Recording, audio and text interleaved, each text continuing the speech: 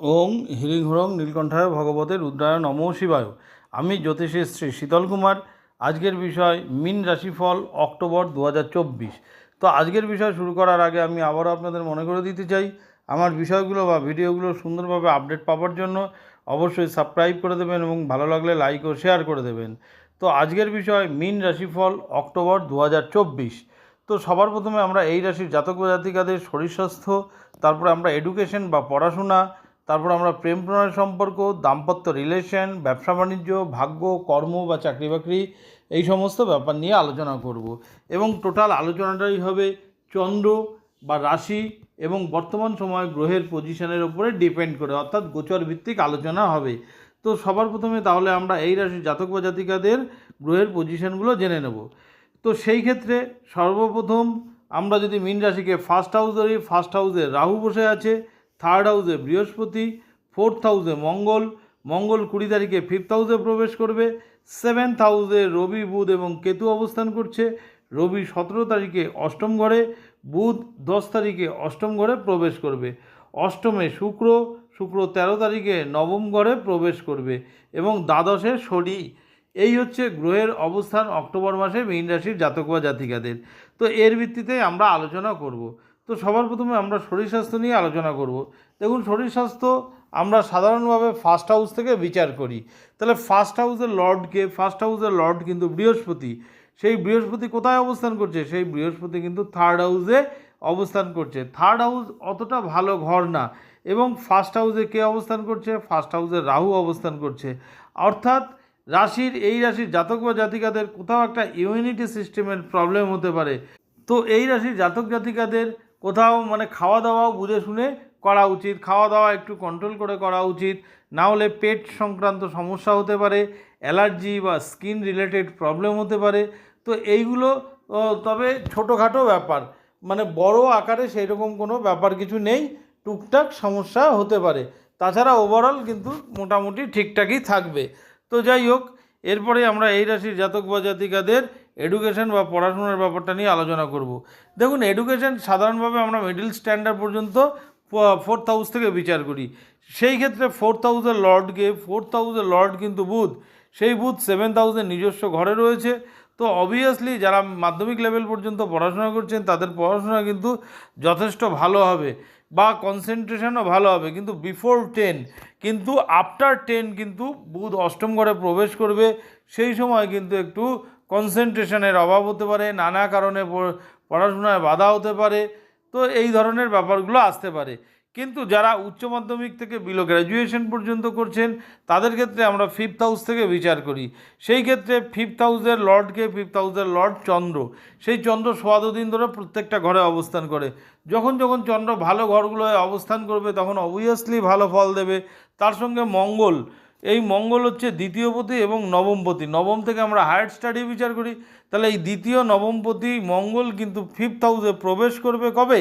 Fifth হাউসে প্রবেশ করবে কিন্তু 20 তারিখে। তার 20 তারিখের পরে যারা হায়ার স্টাডি করছেন, অর্থাৎ মাধ্যমিকের পর থেকে যারা পড়াশোনা করছেন তাদের ক্ষেত্রে কিন্তু 20 তারিখের পরে তুলনামূলক অনেক বেটার হবে। বা এই সময় আপনারা কিন্তু পড়াশোনা রিলেটেড যদি কোনো কাজ থাকে, কোনো এক্সাম থাকে, সেগুলোও কিন্তু কমপ্লিট করতে পারেন সাকসেসফুলি, কারণ 20 তারিখের পরে কিন্তু তুলনামূলক অনেক ভালো হবে। এরপর আমরা এই রাশির জাতক বা জাতিকাদের প্রেম প্রণয় সম্পর্ক নিয়ে আলোচনা করব। সেই ক্ষেত্রে প্রেম প্রণয় সম্পর্ক দেখুন আমরা ফিফথ হাউস থেকে বিচার করি। তাহলে ফিফথ হাউসের লর্ড কিন্তু চন্দ্র। সেই চন্দ্র কোথায় অবস্থান করছে? সেই চন্দ্র সোয়া দুদিন ধরে প্রত্যেকটা ঘরে অবস্থান করে। অর্থাৎ আপনার যে অপোজিট পার্টনার, সেই অপোজিট পার্টনারের কিন্তু মাইন্ড খুব ঘন ঘন সুইং হবে। অর্থাৎ এই ভালো তো এই অন্যরকম, অর্থাৎ একটু মুডি স্বভাবের হবে। তার সঙ্গে মঙ্গল 20 তারিখে প্রবেশ করবে। মঙ্গল হচ্ছে নবমপতি, দ্বিতীয়পতির লর্ড। এই যে মঙ্গল প্রবেশ করবে, চন্দ্রের মিত্র গ্রহ। তার এই সময় 20 তারিখের পর থেকে রিলেশন কিন্তু আপনার আরও বেটার হবে।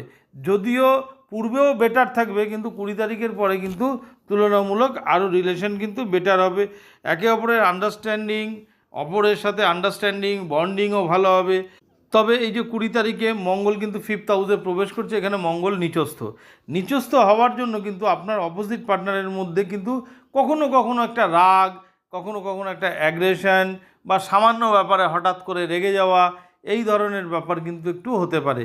তো সেই দিকটা আপনাকে একটু কন্ট্রোল করতে হবে, কারণ আপনার যেহেতু লগ্নে অর্থাৎ রাশি লগ্ন মানে রাশিতে যেহেতু রাহু অবস্থান করছে, আপনারও মাইন্ডটায় মাঝে মধ্যে এইরকম আসবে, রেগে যাওয়ার একটা প্রবণতা থাকবে। এই দিক থেকে একটু কিন্তু সংযত থাকতে হবে। তাছাড়া ওভারঅল কিন্তু ভালোই থাকবে। তো এরপরে আমরা এই রাশির জাতক জাতিকাদের বৈবাহিক সম্পর্ক নিয়ে আলোচনা করব। সেই ক্ষেত্রে বৈবাহিক সম্পর্ক আমরা 7th হাউস থেকে বিচার করি। 7th হাউসের লর্ডকে, 7th হাউসের লর্ড কিন্তু বুধ, সেই বুধ কিন্তু 7th হাউসেই অবস্থান করছে। এবার যেহেতু 7th হাউসে অবস্থান করছে, কেতুযুক্ত হয়ে অবস্থান করছে এবং এখানে 10 তারিখের আগে পর্যন্ত অবস্থান করবে। 10 তারিখে কিন্তু 7th হাউস থেকে 8th হাউসে প্রবেশ করবে। তার মানে কোথাও একটা আপনার যে অপোজিট পার্টনারের সঙ্গে রিলেশন বন্ডিং এই 10 তারিখের আগে পর্যন্ত খুবই ভালো থাকবে, কোনো সমস্যা হবে না। কিন্তু 10 তারিখের পরে কিন্তু বুধ যখনই অষ্টম ঘরে প্রবেশ করবে, সেই সময় কিন্তু হয় আপনার অপোজিট পার্টনারের শরীর স্বাস্থ্যের ওপরে একটু প্রবলেম হতে পারে, অথবা আপনার অপোজিট পার্টনারের সাথে কোনো কারণে মনোমালিন্য হতে পারে, একটু তর্ক বিতর্ক, একটু আন্ডারস্ট্যান্ডিংয়ের অভাব হতে পারে। কোথাও একটা আপনার যে অপোজিট পার্টনার তার নিজের আর কি হেলথ নিয়ে হোক বা হয়তো আপনাকে নিয়ে হোক, কোনো না কোনো কারণে ঠিক সন্তুষ্টির অভাব কিন্তু দেখা দিতে পারে। অতএব একটু আন্ডারস্ট্যান্ডিং করে কিন্তু চললে ভালো হয়। তো এর প্রতিকারও কিন্তু আমি অবশ্যই লাস্টে বলে দেবো। তো যাই হোক, এরপরে আমরা এই রাশির জাতক বা জাতিকাদের ব্যবসা বাণিজ্য নিয়ে আলোচনা করব। সেই ক্ষেত্রে ব্যবসা বাণিজ্য আমরা 7th হাউস থেকে বিচার করি। তাহলে 7th হাউসের লর্ডকে, 7th হাউসের লর্ড কিন্তু বুধ, সেই বুধ 7th হাউসেই অবস্থান করছে। তার মানে এখানে বিফোর 10 পর্যন্ত অবস্থান করবে। তার মানে এই মীন রাশির জাতক জাতিকাদের কিন্তু 10 তারিখের আগে পর্যন্ত কিন্তু ব্যবসা বাণিজ্য ভালো হবে। কিন্তু 10 তারিখের পরে যখন বুধ অষ্টম ঘরে প্রবেশ করবে, যদিও সেটা মিত্র ঘর, কিন্তু মিত্র ঘর হলো এখানে অষ্টম ঘরে প্রবেশ করবে, যার জন্য সেই সময় থেকে কিন্তু একটু নানা কারণে ব্যবসা একটু ডিলে হতে পারে। হ্যাঁ, তো কোনো না কোনো কারণে দেখা গেল বাধা আসতে পারে। তো যার জন্য যদি ব্যবসা রিলেটেড কোনো কাজ থাকে, আমি বলবো 10 তারিখের আগে যদি করে নেন অবশ্যই ভালো হবে। তাছাড়া ওভারঅল একটা ডেলি ইনকামের কিন্তু বৃদ্ধি হবে 10 তারিখের পূর্বে, আর 10 তারিখের পরে অ্যাজ ইউজুয়াল যেরকম চলছিল সেই রকমই চলবে। তো যাই হোক, এরপরে আমরা এই রাশির জাতক বা জাতিকাদের ভাগ্যের ব্যাপারটা নিয়ে আলোচনা করব। সেই ক্ষেত্রে দেখুন, ভাগ্য আমরা 9th হাউস থেকে বিচার করি। তাহলে 9th হাউসের লর্ডকে, 9th হাউসের লর্ড কিন্তু মঙ্গল। এই মঙ্গল কিন্তু 4th হাউসে বসে আছে, অর্থাৎ কেন্দ্রে বসে আছে, যেটা অনেক শুভ। এবং এরপরে মঙ্গল কিন্তু 5th হাউসে প্রবেশ করবে 20 তারিখে, সেটা হচ্ছে কনের ঘর। তো প্রথমে থাকছে কেন্দ্রের ঘর, তারপরে কনের ঘরে। তো সেই দিক থেকে বলা যায় যে ভাগ্য কিন্তু আপনাকে সাথ দেবে অক্টোবর মাসে। অর্থাৎ ভাগ্য রিলেটেড কোনো কাজ যদি থাকে আপনারা করতে পারেন, কোনো মাঙ্গলিক কাজ, কোনো শুভ কাজ করতে পারেন, কোথাও ঘুরতে যেতে পারেন, বা আপনারা কিন্তু কোথাও ইনভেস্টও করতে পারেন যদি আপনাদের ইনভেস্ট করার কোনো দরকার থাকে। ওভারঅল ভাগ্য কিন্তু আপনাকে সাথ দেবে। এই যে ভাগ্য সাথ দিচ্ছে, সেটা কিন্তু আপনার ব্যবসার ক্ষেত্রেও প্রভাব ফেলবে এবং এটা কর্মক্ষেত্রেও কিন্তু প্রভাব ফেলবে। মনে রাখবেন, লাখ কর্ম তো করতেই হবে, তার সঙ্গে ভাগ্য সাথ দিলে সেই জিনিস কিন্তু আরও বেটার হয়ে যায়। তো ভাগ্য আপনাকে সাথ দেবে। তো এরপরে আমরা আলোচনা করব এই রাশির জাতক বা জাতিকাদের কর্মের ব্যাপার বা চাকরি বাকরির ব্যাপার। সেই ক্ষেত্রে আমরা চাকরি বাকরি আমরা 10th হাউস থেকে বিচার করি। তাহলে 10th হাউসের লর্ডকে, 10th হাউসের লর্ড বৃহস্পতি, সেই বৃহস্পতি কোথায় রয়েছে? 3rd হাউসে অবস্থান করছে। তাহলে 3rd হাউসে অবস্থান করছে অর্থাৎ চাকরির ক্ষেত্রে তার সঙ্গে ভাগ্য আপনাকে সাথ দেবে।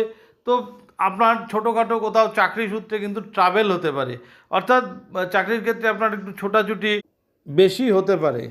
তার সঙ্গে দ্বিতীয়পতি মঙ্গল বা দ্বিতীয় নবমপতি মঙ্গল, সে কিন্তু 20 তারিখে 5th হাউসে প্রবেশ করবে, 20 তারিখের আগে 4th হাউসে থাকবে।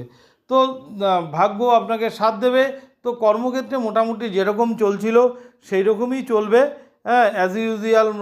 তো কিন্তু যেহেতু আপনার শনির 7.5 চলছে, একটু মাথায় রাখতে হবে বসেদের সাথে বা কলিগদের সাথে প্রবলেম যাতে না হয়, তাদের সাথে অযথা আর্গুমেন্টে না যাওয়াই ভালো। তবে কর্মের মাধ্যমে কিন্তু আয় উন্নতি হবে, মোটামুটি যেরকম চলছিল আশা করি সেরকমই চলবে। তো যাই হোক, এটা বেসিক্যালি গোচরজনিত ফলাফল।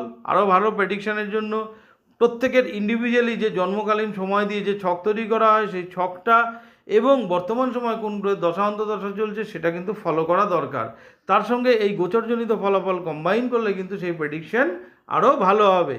তো যাই হোক, আমি আগেও বলেছি, আবারও বলছি, আমার বিষয়গুলো বা ভিডিওগুলো সুন্দরভাবে আপডেট পাওয়ার জন্য অবশ্যই সাবস্ক্রাইব করে দেবেন এবং ভালো লাগলে লাইক ও শেয়ার করে দেবেন। আবার আগামী দিনে নতুন ভিডিও নিয়ে আপনাদের সামনে উপস্থিত হব। ধন্যবাদ।